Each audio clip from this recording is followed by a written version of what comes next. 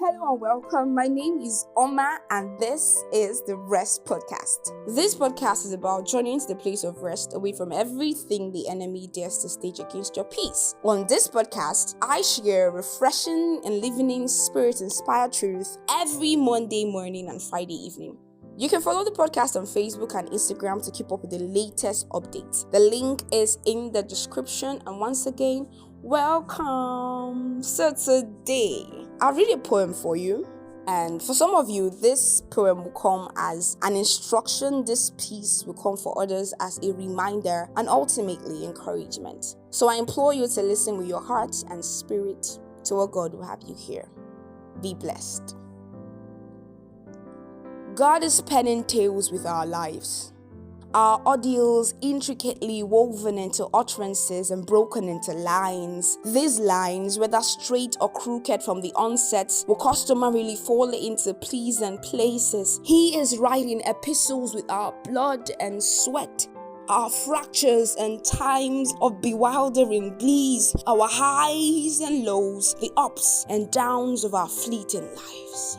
Is it not God that propels Gideons out of weak men? The way he carves us into perfection is a wonder to behold. Abba selects us from ruins and makes cornerstones out of us, forming us through pain and shame and conditions that seem overpowering. Yet he holds us by hands and walks us through refining flames, breathing life into our waste places and making meaning out of our nothingness. He doesn't just quieten our storms, but teaches us how to stride even on troubled waters, to call calm over our apprehensions and come out emboldened. We are his living epistles, and generations to come will come to the awareness of him through us. So do me a favor and take a moment to look at your life and see what Abba has made out of it. How he is fashioning every detail of your life to match his. See how he has planted only the right people around you that provide enough space for you to grow. How many times he has plucked you out of death, saving you from the lion's mouth. So be glad and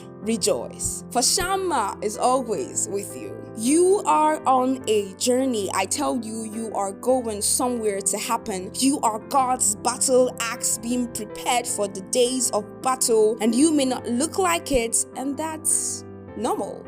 Because you see, nobody believed that the power to part seas could be communicated to the lips of a stuttering man. I'm sure that Moses felt as unsure as you may feel right now. And the idea of a 17-year-old bringing down a giant was far-fetched until God gave David victory. Oh, Timothy, let no one despise your youthful age, for the mind of the youth is added advantage, don't you see?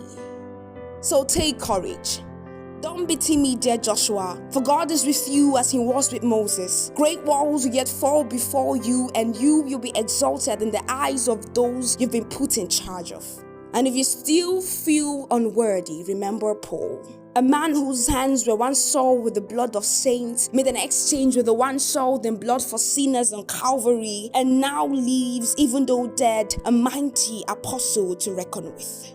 And if this is your trying season, remember Jesus did not look like king as he bled on that cross, and gold must go through fire to be purified.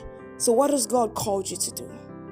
All I'm saying is, our darling Father specializes in making combatants out of fragile men. And his strength has a thing for your weaknesses. It's just how it is. His strength is made perfect in them. So never ever forget that.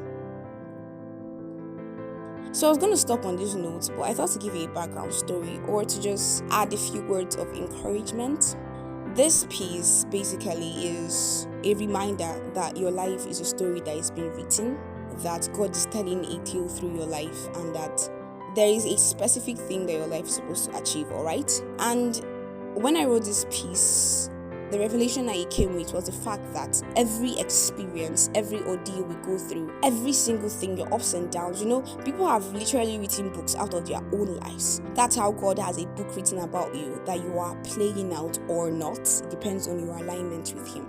So, I hope this reminds you that you are not insignificant and that you are very seen. very, very seen, and God has you in mind. That you are fulfilling destiny as long as you are doing what God wants you to do. So don't be discouraged and don't get tired. And as you go out for the rest of this week, go with the consciousness that I am living out a script. Jesus said, I come in the volumes of books written about me. My life is a story that God is telling from eternity in time. I am living out a script. And this should do two things to you. One, it should make you confident about what God can do in your life, because everything that God does bears his mark of greatness. Secondly, this should prompt you to want to be sure that you're working in alignment with what has been written about you. So don't forget to have a lovely rest of the day. Bye. See you on Friday.